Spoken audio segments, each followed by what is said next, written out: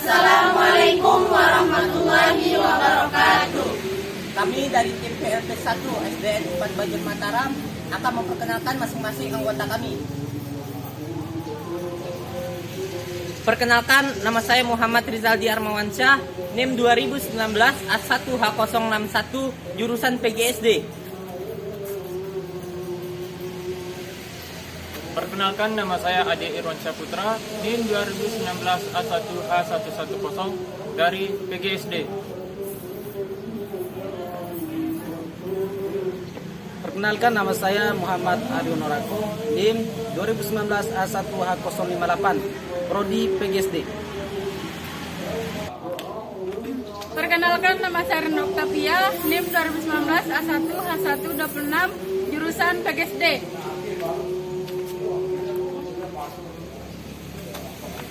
Perkenalkan, nama saya Ija Malina, NIM 2019 A1H045 dari PGSD. Perkenalkan, nama saya Wiwi Pajuatin, NIM 2019 A1H107 dari PGSD. Perkenalkan, nama saya Eka Wandriani, NIM 2019 A1H024 Prodi PGSD. Perkenalkan, nama saya Devi Harmianti, NIM 2019 A1H115 dari jurusan PGSD. Sekian perkenalan dari kami. Wassalamualaikum warahmatullahi wabarakatuh. SDN Negeri 4 Bajur Mataram memiliki konsep ruangan hijau. Dengan menggunakan konsep ini diharapkan kepada siswa-siswi SDN Negeri 4 Bajur Mataram memiliki kenyamanan saat proses pembelajaran yang dilaksanakan di sekolah. Dengan udara yang segar membuat siswa-siswi tidak merasa gerah. Selain untuk proses pembelajaran, konsep ruangan hijau ini bertujuan untuk menyamankan anak-anak saat bermain, melepaskan penat saat pembelajaran. Dengan konsep ini pula mendukung untuk menjaga kesehatan di masa pandemi ini dengan dukungan wastafel di setiap depan ruangan sekolah. Dengan konsep tersebut, SDN 4 Bajur Mataram memiliki visi misi dan tujuan. Adapun visi dari SDN Negeri 4 Bajur Mataram ini yaitu terciptanya warga sekolah yang beriman, bertakwa, berakhlak mulia, terdidik, unggul, dan berkepribadian dan berbudaya. Adapun misi dari SDN 4 Bajur Mataram ini, yang pertama menciptakan warga sekolah yang bertakwa, berakhlak mulia, dan bertanggung jawab melalui kegiatan intan. Yang kedua, menciptakan warga sekolah yang kreatif, memiliki semangat belajar berkesinambungan, hemat, peduli lingkungan, bersih, disiplin, sopan, bertanggung jawab, berkepribadian, dan berbudaya melalui pembelajaran aktif, kreatif, efektif, menyenangkan, dan inovatif. 3. Menciptakan lingkungan sekolah yang bersih, indah, menyenangkan, aman, nyaman, damai, dan harmonis. 4. Menciptakan manajemen yang transparan, partisipatif, dan akuntabel. Adapun tujuan dari SDN 4 Bajur Mataram ini, yang pertama, tersedianya kurikulum SDN Mataram yang mampu meningkatkan potensi siswa dalam berinteraksi di lingkungan sekitar. Yang kedua, tumbuhnya penghayatan dan pengamalan terhadap ajaran agama yang dianut oleh warga sekolah. Yang ketiga, terselenggaranya proses pembelajaran yang bermutu sehingga peserta didik dapat berkembang secara optimal sesuai dengan potensi yang dimiliki. Yang keempat, terselenggaranya kegiatan ekstrakurikuler sebagai sarana pembina potensi siswa secara optimal agar mampu berinteraksi di luar di lingkungan sekitar. 5. Pendidik memiliki kompetensi untuk menghasilkan pembelajaran yang bermutu. Yang keenam, tenaga kependidikan memiliki kompetensi untuk mendukung penyelenggaraan pendidikan yang bermutu. 7. Terwujudnya kondisi sekolah yang dapat membangunkan akhlak mulia bagi warga sekolah. 8. Terjadinya kerjasama dengan pihak lain dan meningkatkan mutu pendidikan SD Negeri 4 Bajur Mataram. Yang ke-9, tersedianya sarana prasarana pembelajaran untuk meningkatkan hasil belajar. 10. Terwujudnya kondisi sekolah yang aman, tertib, indah, bersih, dan kekeluargaan untuk mendukung tercapainya pendidikan yang bermutu. Yang ke-11, terlaksananya pengelolaan anggaran secara transparan, partisipatif, proporsional, dan akuntabel. 12. Terlaksananya penilaian yang otentik berlandaskan pada sikap, pengetahuan, dan keterampilan. SDN 4 Bajur memiliki fasilitas dan ruangan, di antaranya perpustakaan, UKS, tempat duduk, ruang kelas, ruang dinas, dapur, kantin, ruang guru, dan kepala sekolah, serta ruang administrasi. Dalam setiap ruangan memiliki fasilitasnya masing-masing. Yang pertama itu ruang kelas. Yang pertama, setiap ruang kelas memiliki rata-rata 20 meja, dengan setiap meja ada 2 kursi. Yang kedua, ada papan tulis dan mading. Yang ketiga, rak buku dan lemari buku, serta poster nama pahlawan dan rumus-rumus matematika. Yang kedua itu fasilitas yang ada di perpustakaan, di mana yang pertama, perpustakaan memiliki 8 rak buku dari setiap kelas, dari kelas 1 sampai kelas 6, serta buku pendukung lainnya. Yang kedua, ada juga beberapa alat peraga seperti tengkorak, peta, dan lain-lain. Yang ketiga, untuk memudahkan siswa belajar di perpustakaan, disediakan meja dan kursi untuk anak-anak. Selain itu, di perpustakaan juga disimpan alat drum band dan matras. Yang ketiga, fasilitas yang ada di ruang kepala sekolah. Di ruang kepala sekolah terdapat meja kepala sekolah, meja komputer. Selain itu terdapat juga meja rapat yang disedia dengan 9 kursi.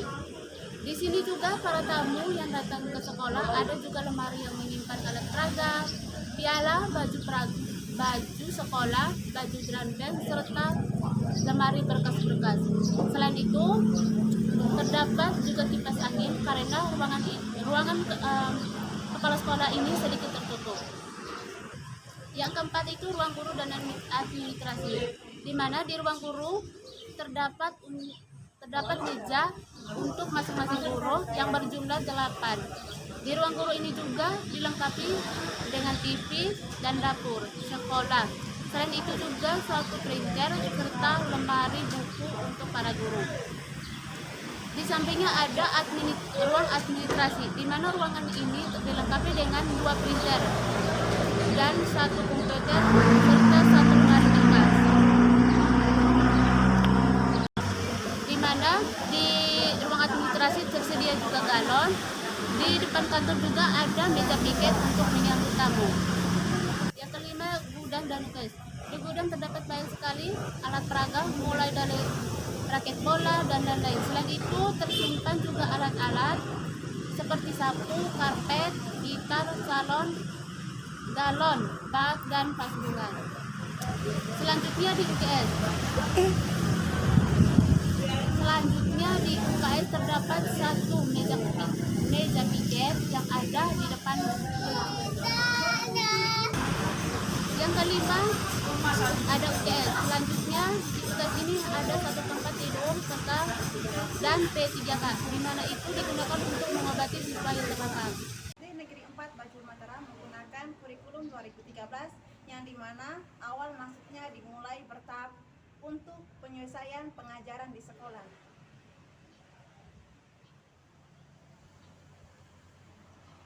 Dalam pembelajaran ini diawali dalam penerapan kelas 1 dan kelas 3 yang mengikuti pada saat ajaran baru. Dengan ini diharapkan kepada guru dan siswa dapat beradaptasi dengan proses pembelajaran. Dalam penerapan K13, SD Negeri 4 Bajur Mataram melakukan beberapa pendekatan dengan siswa dalam proses pembelajaran ini. Di antaranya ada CPL, edukatif, dan integri. Dalam penerapan ini juga memiliki kendala, yaitu pemahaman siswa yang masih rendah, sehingga dalam proses pembelajaran masih kurang mendapatkan keaktifan siswa sesuai dengan kurikulum 2013. Lalu bagaimana dengan gurunya? Untuk guru di SD Negeri 4 Bajul Mataram rata-rata sudah memiliki kemampuan dalam penerapan K13 dengan penyelesaian keadaan sekolah dalam pembelajarannya. Setiap guru di dalam kelas memiliki karakter masing-masing dalam mengolah kelas melalui dari yang lembut, yang aktif hingga tegas dalam setiap kelas yang ada. Lalu bagaimana dengan kompetensinya? Kompetensinya, guru di sini setiap mengikuti pelatihan, misalnya saja seperti yang kami dapati oleh Ibu Guru Yuyun yang mengajar kelas 5. Dalam kami ini melakukan PLP ini, Ibu Yuyun juga melaksanakan PPG dari dalam ini. Kami juga dapat melihat bagaimana proses dalam pembelajaran yang dilakukan setelah selesai melakukan PPG. Untuk pelatihan seperti ini, guru akan dilatih secara bergilir sesuai arahan gugus yang ada di ruangan lingkup wilayah. Di sekolah ini juga memiliki guru berprestasi, yaitu Ibu Umati selaku Kepala Sekolah SD 4 Bajul Mataram. Berprestasi yang diraih antara lain guru teladan 2012, Kepala Sekolah berprestasi 2015 hingga perwakilan guru NTB dalam 100 guru bergerak. Manajemen sekolah. Dalam manajemen sekolah, SD Negeri 4 Bajul Mataram mengikuti aturan yang telah diterapkan oleh pemerintah seperti penerimaan siswa, penggunaan dan dana BOS dan lain-lain. Untuk hal penerimaan, SD Negeri 4 Bajul Mataram yang mengikuti beberapa hal. Yang pertama adalah zonasi, di mana pemerintah telah menentukan zona-zona atau tempat-tempat di mana sekolah dapat menerima siswa SD. Untuk SD ini memiliki 2 zona, yaitu Mafila dan Pakadana. Di dalam penerimaan ini memiliki kendala di mana jalur komunikasi guru dan masyarakat atau wali murid cukup sulit karena rata-rata menggunakan bahasa daerah masing-masing. Dalam penerimaan, SD 4 Bajul ini memiliki kuota 28 siswa atau namun karena banyak yang mendaftarkan di dalam zona sehingga tak kadang menerima lebih dari itu. Selanjutnya, dalam penolahan dana BOS, untuk menggunakan dana BOS, sekolah sudah memiliki catatan tetap dalam penggunaannya, mulai dari sarana prasarana hingga kebutuhan yang ada di sekolah. Hal ini sesuai dengan arahan yang diberikan oleh Dinas Pendidikan tentang penggunaan dana BOS di sekolah. Aturan dan kebiasaan. Tata tertib sekolah. Siswa datang 15 menit sebelum pelajaran dimulai. Setelah tanda bel masuk berbunyi, siswa berbaris di depan kelas. Kemudian masuk satu persatu dengan tertib dan teratur. Sebelum dan sesudah pelajaran, siswa wajib berdoa dipimpin oleh ketua kelas dan bergiliran. Waktu pelajaran berlangsung, siswa wajib menjaga ketertiban kelas. Waktu istirahat, siswa wajib di luar kelas dan tidak boleh keluar dari halaman sekolah. Siswa wajib berpakaian sopan dan berseragam dengan ketentuan sebagai berikut.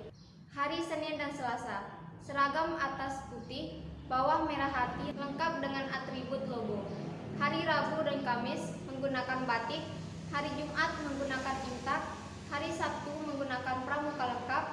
Pada waktu upacara, seragam atas putih, bawah merah hati, ikat pinggang hitam, sepatu kets, bertopi identitas sekolah.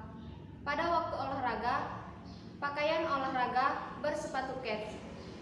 Siswa kelas 3 dan 5 wajib mengikuti kegiatan pramuka. Siswa wajib mengikuti upacara bendera setiap hari Senin tanggal 17 Hari Nasional yang dimulai pada pukul 6.30. Siswa wajib melaksanakan senam massal setiap hari Jumat pukul 6.45. Siswa yang tidak masuk kelas harus memberi keterangan atau surat izin. Siswa tidak masuk 3 hari berturut-turut harus memberi keterangan dengan jelas. Siswa harus memiliki alat tulis sendiri. Siswa wajib mengerjakan pekerjaan rumah di rumah. Siswa wajib mengikuti kegiatan ekstrakurikuler dan berpakaian bebas rapi dan bersepatu. Siswa wajib melaksanakan piket harian di sekolah. Siswa tidak diperbolehkan membawa uang berlebihan. Siswa tidak diperbolehkan membawa handphone. Siswa dilarang membeli makanan di luar sekolah selama jam belajar di sekolah. Siswa wajib mentaati tata tertib sekolah. Bagi yang melanggar akan dikenakan sanksi dari sekolah. Larangan. Siswa dilarang memakai topi di dalam kelas saat pelajaran berlangsung. Makan di dalam kelas saat pelajaran berlangsung. Menyontek pekerjaan milik teman. Bermain di luar pekarangan sekolah, merokok, meminum minuman keras, menggunakan ganja, narkotika, membawa senjata tajam, mencoret-coret tembok, dinding, meja, kursi, dan perabot lingkungan sekolah. Selama kegiatan belajar mengajar berlangsung, tidak diperbolehkan membuat gaduh, berkelahi, dan bertengkar di dalam maupun di luar sekolah, membawa petasan di sekolah. Sanksi. Siswa yang melanggar tata tertib sekolah akan diberi sanksi berupa teguran lisan 1, 2, dan 3, teguran tertulis 1, 2, dan 3. Tidak diperkenankan masuk sekolah dalam jangka waktu tertentu. Dikembalikan kepada orang tua. Kebiasaan sekolah. Untuk kebiasaan ini, siswa-siswi di SDN 4 Bajur Mataram selalu diberi arahan oleh guru mulai dari kebiasaan yang kecil hingga kebiasaan yang berpengaruh besar. Kami di sini sangat merasakan bagaimana kebiasaan yang ditekan oleh guru untuk melatih siswa-siswinya di dalam sekolah. Tidak hanya penekanan contoh secara langsung pun diberikan oleh guru sekolah.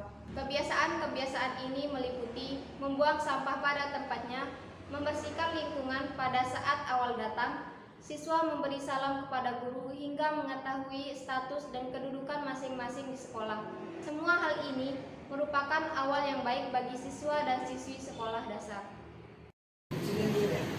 Hubungan sekolah dan masyarakat adalah suatu proses komunikasi antara sekolah dan masyarakat tentang kebutuhan dan kegiatan pendidikan serta mendorong minat dan kerjasama dalam meningkatkan dan mengembangkan sekolah. Pusemas ini merupakan usaha kooperatif untuk menjaga dan mengembangkan saluran informasi dua arah yang efektif, yang efisien serta saling mengerti antara sekolah, personal sekolah dan masyarakat. Tujuan utama program Humas dalam suatu lembaga pendidikan adalah untuk membangun dan memelihara kerjasama positif antara lembaga-lembaga pendidikan dengan masyarakat yang terkait. Pelaksanaan program Humas diarahkan untuk membangun kegiatan Humas secara internal dan secara eksternal. Dengan demikian, tujuan dari program Humas juga dapat dilihat baik secara internal maupun eksternal. Lalu, bagaimana hubungan yang terjadi di sekolah ini? Hubungan timbal balik di sekolah sudah terjadi dengan sangat baik dengan melihat tujuan dan manfaat dari kedua belah pihak. Dengan hal demikian, kinerja sekolah dapat dikatakan sangat bagus di dalam masyarakat melalui berbagai kegiatan yang dapat menarik perhatian masyarakat. Yang dijadikan hubungan ini semakin solid antara pihak sekolah dengan masyarakat. Contoh kegiatannya adalah pertama, unit kesehatan sekolah. UKS sangat berperan besar di bidang ini, di mana sebelum adanya COVID-19, SDN 4 Bajur seringkali melaksanakan kegiatan dan dan bekerja sama dengan pihak Puskesmas Jempong, mulai dari pelatihan hingga memilih dokter kecil. Kedua, ada IMTAK. Dengan pelaksanaan IMTAK setiap hari Jumat, maka ada sedikit perhatian orang tua murid. Mengapa demikian? Karena dalam hal ini siswa dan siswi akan dilatih berbicara mulai dari memimpin yasin, MC, hingga ceramah di depan siswa-siswa lain. Jika peran dan kesempatan ini diberikan, maka dapat dikatakan perhatian warga sekolah dapat berpusat karena anaknya telah dipilih dalam kegiatan tersebut. Dan masih ada kegiatan lain yang sangat optimal pada saat sebelum COVID seperti pramuka dan drum band. Pengamatan pada kelas rendah. Di pengamatan kelas rendah ini, kami menemukan beberapa poin, terutama pada kelas 1. Di kelas 1 ini ada banyak poin-poin yang harus kami amati, mulai dari pendekatan guru dengan siswa hingga penertiban yang sangat susah dilakukan oleh guru. Pada dasarnya, seorang guru harus memiliki kesabaran yang sangat tinggi dikarenakan siswa lebih ingin bermain daripada belajar. Dari pengamatan yang kami amati, guru di kelas 1 ini harus memiliki pembelajaran yang menyenangkan agar anaknya bisa menyerap pembelajaran yang telah diberikan. Selain itu, kondisi dan tata ruang serta tempat duduk para siswa harus diganti, dikarenakan dalam proses pembelajaran terdapat dua hal yang harus diperhatikan, mulai dari pengaturan tata kelas hingga proses pembelajaran itu sendiri. Di kelas 1 ini, guru dapat menggunakan metode Van Learning, yang dimana pembelajaran bisa dilakukan dengan menerapkan suasana hangat dan menyenangkan, yang dimana dengan suasana hangat dan menyenangkan bisa membuat anak-anak menciptakan suatu perubahan. Dalam metode Van Learning, sebelum melakukan kegiatan pembelajaran, anak-anak diberi kesempatan untuk melakukan suatu eksperimen terhadap konsep-konsep dasar. Dengan demikian, para anak-anak tidak akan merasa terbebani dalam melaksanakan kegiatan pelajaran. Adapun penerapan pembelajaran yang menyenangkan bisa mulai dari pujian hingga memberikan permainan-permainan yang sesuai dengan materi pembelajaran. Langkah-langkah yang dapat dilakukan dalam kegiatan Van Learning diantaranya, setiap tatap muka, guru menyampaikan topik-topik pembelajaran serta tujuannya. Kemudian, guru memberikan gambaran tentang materi yang dipelajari. Kemudian, memperlihatkan dan memperjelaskan keterkaitannya antara konsep metode Van Learning pada pokok pembahasan. Dalam mengakhiri proses pembelajaran, guru memberikan PR pokok bahasan metode Van Learning. Yang terakhir adalah pembelajaran pada kelas tinggi. Pada dasarnya, anak usia kelas 4 dan 5 secara kognitif berada pada tahap operasi konkret dan formal, yang ditandai oleh kemampuan berpikir abstrak atau konseptual. Salah satu bentuk proses berpikir abstrak adalah berpikir hipotesis, kemudian menguji hipotesis melalui percobaan atau eksperimen. Dari sisi perkembangan efektif, anak usia kelas 4 dan 5 berada dalam rasa produktif dan rasa identitas. Wujud rasa produktif dan rasa identitas adalah menunjukkan kemauan dan kemampuan berinisiatif untuk menghasilkan sesuatu secara mandiri.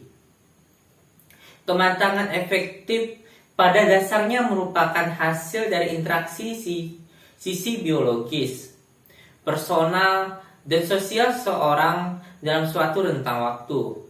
Prinsip pembelajaran di kelas 4 dan 5 ialah penciptaan suasana yang memungkinkan siswa dapat mengembangkan kemampuan berpikir abstrak, berinisiatif menghasilkan sesuatu secara mandiri.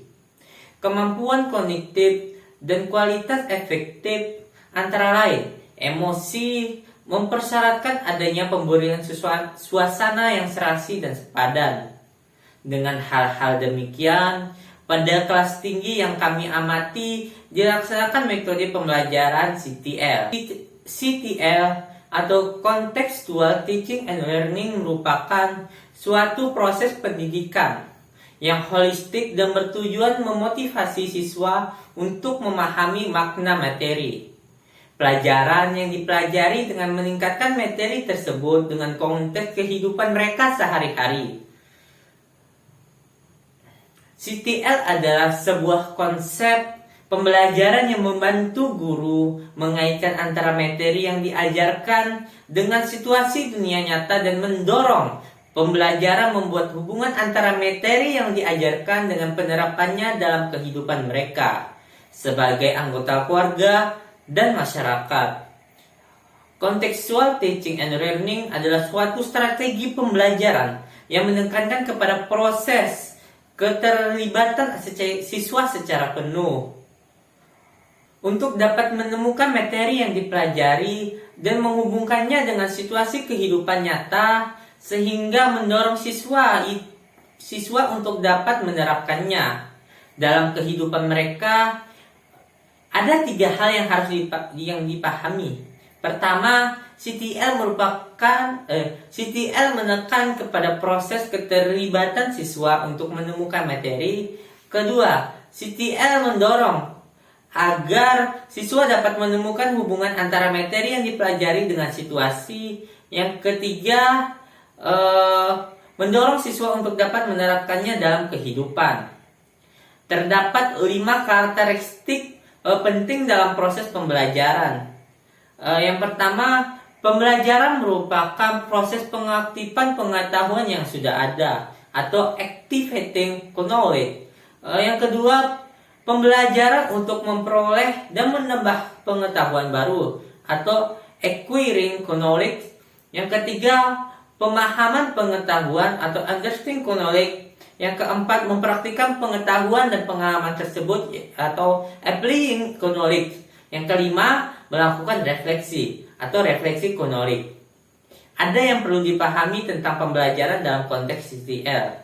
Pertama, belajar bukanlah menghafal, akan tetapi proses mengkonstruksi pengetahuan sesuai dengan pengalaman yang mereka miliki. Yang kedua, belajar bukan sekedar mengumpulkan data yang mengumpulkan fakta yang lepas. Yang ketiga, belajar adalah proses pemecahan masalah. Yang keempat, belajar adalah proses pengalaman sendiri yang berkembang dari yang sederhana menuju yang kompleks. Yang kelima, belajar pada hakikatnya adalah menangkap pengetahuan dari kenyataan. Dengan hal-hal demikian, pembelajaran di kelas tinggi diharapkan dapat dilepas secara maksimal, dan pengamatan siswa-siswa di lingkungan sekolah dapat menyebar secara luas dan terarah sesuai dengan bimbingan guru, sesuai dengan RPP yang telah dibuat, sesuai dengan kurikulum yang telah diatur, sesuai dengan tujuan dan visi misi sekolah. Dengan hal-hal demikian diharapkan prestasi-prestasi siswa dapat meningkat dan dapat menjadi salah satu bekal pada jenjang pendidikan selanjutnya.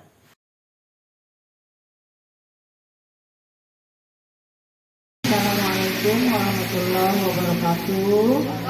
Selamat pagi. Nama Ibu Bayi Umiati di sini sebagai PLT Kepala Sekolah. Ya. Terima kasih atas kehadiran adik-adik mahasiswa Muhammadiyah ya, yang sudah bersama kami kurang lebih selama 14 hari ya. Kesan dan pesan yang Ibu rasakan itu luar biasa ya. Jadi ada beberapa kali Bu pengalaman Ibu mendapatkan mahasiswa PPL, tapi yang kelompok ini luar biasa ya, luar biasa. Tepuk tangan dulu. Luar biasa semangatnya, luar biasa kekompakannya dan kinerjanya itu. Ya itu yang Ibu rasakan, sudah sangat bagus. Ini dipertahankan ya Dek ya. Iya benar. Terima kasih atas kebersamaannya. Kami juga atas nama keluarga besar SJN 4 Bajur Mataram ini menyampaikan mohon maaf kalau ada yang kurang. Tapi luar biasa, ya, yang Ibu rasakan luar biasa. Perpustakaan semua spanduk itu atas ide sendiri itu, dah luar biasa. Dilanjutkan, tetap semangat dan semoga sukses selalu. Ya, assalamualaikum warahmatullahi wabarakatuh. Waalaikumsalam warahmatullahi wabarakatuh. Bismillahirrahmanirrahim. Assalamualaikum warahmatullahi wabarakatuh. Waalaikumsalam warahmatullahi wabarakatuh. Nama Ibu Jumala, mengajar di kelas 1. Jadi sudah tadi ya, nama dan Ibu mengajar di kelas 1. Kesan dan pesan untuk yang dapat disampaikan pada pagi hari ini. Pertama, terima kasih yang sebesar-besarnya kepada adik-adik yang sudah membantu, yang sudah ikut berpartisipasi dalam kegiatan kami di sekolah ini. Mudah-mudahan apa yang dilakukan, yang dikerjakan dapatlah tercatat sebagai amal ibadah kalian. Ya. Amin. Baik berupa spanduk, baik berupa ikut nimbrung di dalam kelas ketika Ibu mengajar ya. Pesan Ibu minta tolong kepada kalian, teruslah belajar, teruslah menuntut ilmu, rajin ibadah, sayang kepada orang tua, insya Allah sukses dunia akhirat. Amin. Sekian yang dapat disampaikan. Billahi taufiq wal hidayah. Wassalamualaikum warahmatullahi wabarakatuh. Assalamualaikum warahmatullahi wabarakatuh. Waalaikumsalam warahmatullahi wabarakatuh. Nama saya Rukmini, guru kelas 2 SD 4 Bajur Mataram. Makasih, Bu. Waalaikumsalam. Assalamualaikum warahmatullahi wabarakatuh. Selamat pagi. Pagi, Bunda. Nama saya Hatimatul Zahra, guru kelas 3 SD 4 Bajur Mataram. Terima kasih. Wassalamualaikum warahmatullahi wabarakatuh. Assalamualaikum warahmatullahi wabarakatuh.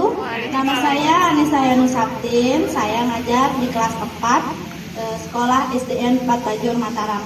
Terima kasih. Wassalamualaikum warahmatullahi wabarakatuh. Selamat pagi. Perkenalkan, nama saya Yuyun Indah Yudi. Saya di sini guru kelas 5. Kesan-kesan untuk mahasiswa dari Universitas Muhammadiyah Mataram yang ini luar biasa sekali, kinerjanya luar biasa, sangat humble sekali dengan guru-guru di sini. Kemudian sangat membantu dalam proses pembelajaran di kelas. Kemudian terutama spesial buat saya itu membantu dalam proses syutingnya. Ya, terima kasih sekali pokoknya untuk mahasiswa dari Universitas Muhammadiyah Mataram, pokoknya the best untuk yang kali ini. Terima kasih. Selamat pagi untuk adik-adik. Selamat pagi, Bunda. Nama Ibu tentunya tidak asing. Ibu Desa Nabi Masjute, mengajar di kelas 6 dan Ibu mengajar di sini sudah cukup lama. Ibu pun mantan mahasiswi seperti adik-adik. Jadi tidak heran lagi kalau melihat adik-adik di sini dan Ibu merasa terulang kembali peristiwa yang sudah-sudah. Terima kasih atas partisipasi adik-adik untuk kita di sini, untuk sekolah ini. Jadi tanpa ada katakanlah perintah, adik-adik inisiatifnya luar biasa.